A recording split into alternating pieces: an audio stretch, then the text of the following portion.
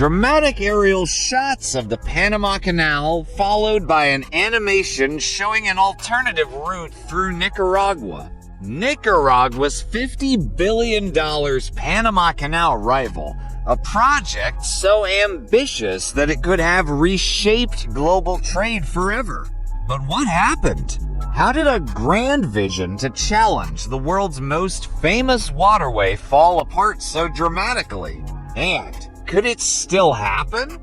Let's go back and uncover the full story. Section 1. Why the Panama Canal is so important. Map animation showing the trade route through the Panama Canal, followed by a comparison of the alternative route around South America. The Panama Canal is one of the most crucial waterways on the planet.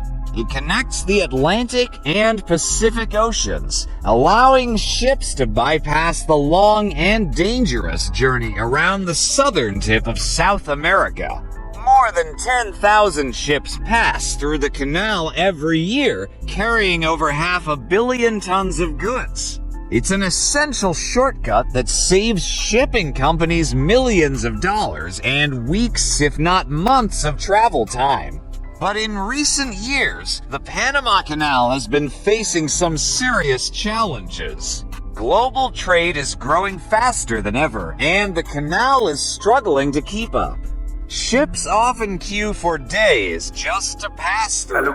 Plus, the canal has size limitations. The biggest cargo ships in the world simply don't fit.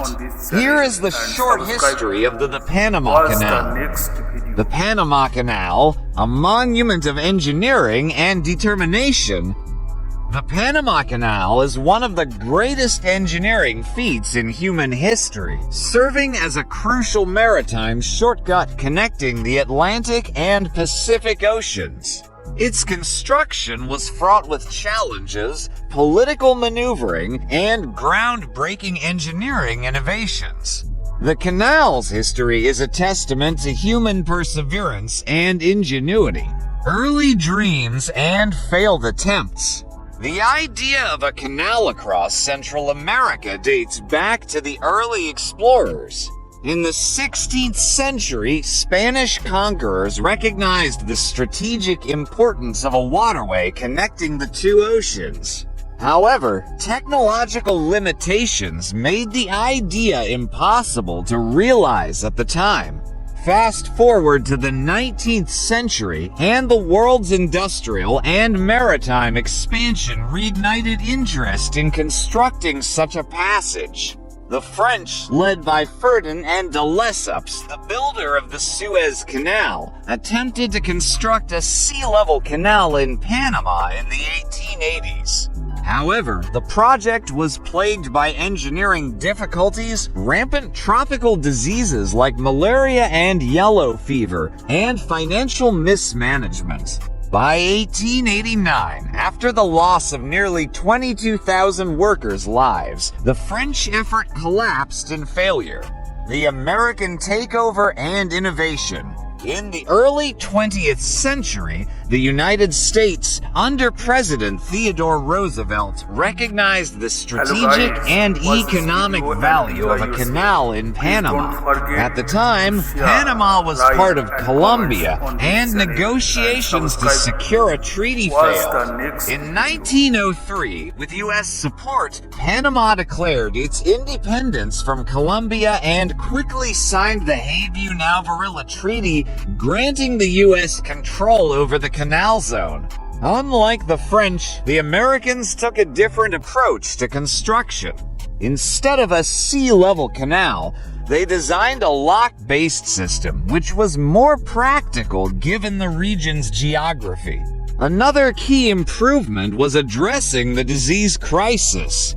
Under the leadership of Dr. William Gorgas, an aggressive campaign to eliminate mosquitoes drastically reduced cases of malaria and yellow fever, saving thousands of lives.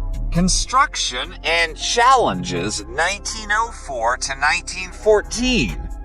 Construction officially began in 1904 and involved an immense workforce from around the world, including Caribbean laborers. Workers faced harsh conditions, landslides, and intense tropical weather.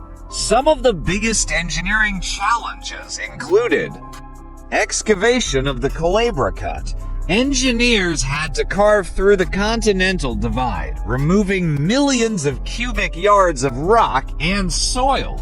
Gatun lock system. Instead of digging a sea-level canal, engineers built massive locks to raise and lower ships over the terrain. Damming the Chagres River. The creation of Gatun Lake provided a crucial waterway and hydroelectric power for the locks. The use of advanced dredging equipment, railway systems for debris removal, and innovative concrete lock construction allowed engineers to overcome these obstacles. By August 15, 1914, the SS Ancon became the first official ship to transit the newly completed Panama Canal. Impact and legacy. The Panama Canal transformed global trade by dramatically reducing travel time between the Atlantic and Pacific. Instead of the dangerous 8,000-mile voyage around South America's Cape Horn, ships could cross in just 8 to 10 hours. For much of the 20th century, the canal remained under U.S. control, leading to tensions in Panama. In 1977, U.S. President Jimmy Carter and Panama's leader Omar Torrijos signed a treaty to transfer control of the canal to Panama. On December 31, 1999, the Panama Canal Authority took full ownership, ushering in a new era. Modern upgrades and the future. As global shipping grew, the canal needed to expand. In 2016, the Panama Canal expansion project was completed, adding wider locks that accommodate massive modern cargo ships known as Neo-Panamax vessels. Today, the Panama Canal remains an essential artery of global trade, handling over 14,000 ships annually. Its history is a testament to human perseverance, engineering brilliance, and the ever-evolving needs of global commerce. That's where Nicaragua comes in. Section 2. The Nicaragua Canal Dream. A dramatic illustration of a massive canal cutting through Nicaragua, followed by historical imagery of Spain's early surveys. The idea of building a canal through Nicaragua isn't new. In fact, it's been around for hundreds of years. The Spanish first considered it back in the 1500s, but they decided it was too expensive. Instead, they transported goods across the land using mules. Fast forward to the 1800s, and the newly independent Federal Republic of Central America saw a canal as their ticket to global relevance. They even secured interest from the United States. But internal conflicts and lack of funds stopped the project before it could begin. In the early 1900s, the U.S. revisited the Nicaragua Canal idea, but in the end, they chose Panama instead, thanks to a sneaky smear campaign by the French, who wanted to offload their struggling Panama Canal project. And so, for the next 100 years, the idea of a Nicaragua canal remained just that, an idea. Section 3. A billionaire's bold bet. News footage of Wang Jing, followed by a flashy animation of the proposed Nicaragua canal route. Then, in 2012, a Chinese billionaire named Wang Jing appeared out of nowhere with a stunning announcement he was going to build the Nicaragua Canal. His plan: a 278-kilometer canal, deeper and wider than Panama's, capable of handling the biggest ships in the world. The price tag: $50 billion. The project promised to create 50,000 jobs and double Nicaragua's GDP. The government was thrilled, and in 2014, construction officially began. Section 4. Why it all fell apart. Footage of local protests, environmental concerns, and the Chinese stock market crash. But very quickly, cracks started to show. 1. Massive protests. The canal's path would displace thousands of families and cut through protected rainforests. Protests erupted across the country. 2. Environmental risks. Scientists warned that dredging Lake Nicaragua, the country's biggest freshwater source, could be a disaster. 3. Funding issues. Wang Jing had money, but not $50 billion.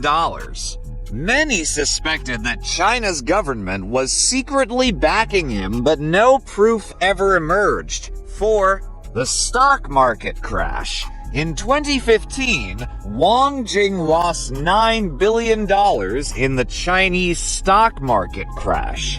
With that, his ability to fund the canal vanished. After that, construction completely stopped. By 2018, Wang Jing's company disappeared, leaving only an empty office behind. In 2024, Nicaragua officially canceled its deal with Wang Jing. The project was dead again. Section 5. Could it still happen? CGI animation of a futuristic Nicaragua canal, followed by real-world footage of Nicaragua's new Great Canal Authority. Even after centuries of failures, Nicaragua still hasn't given up. In 2024, the government announced a new Great Canal Authority to explore future possibilities. Will a new investor step in? Could China, Russia, or another global superpower revive the project? Or is the dream of a Nicaragua canal doomed to remain just that, a dream? Let us know what you think in the comments. Should the world build a second interoceanic canal? And if so, who should fund it? Don't forget to like, subscribe, and hit the notification bell for more deep dives into history's biggest what-ifs. Thanks for watching.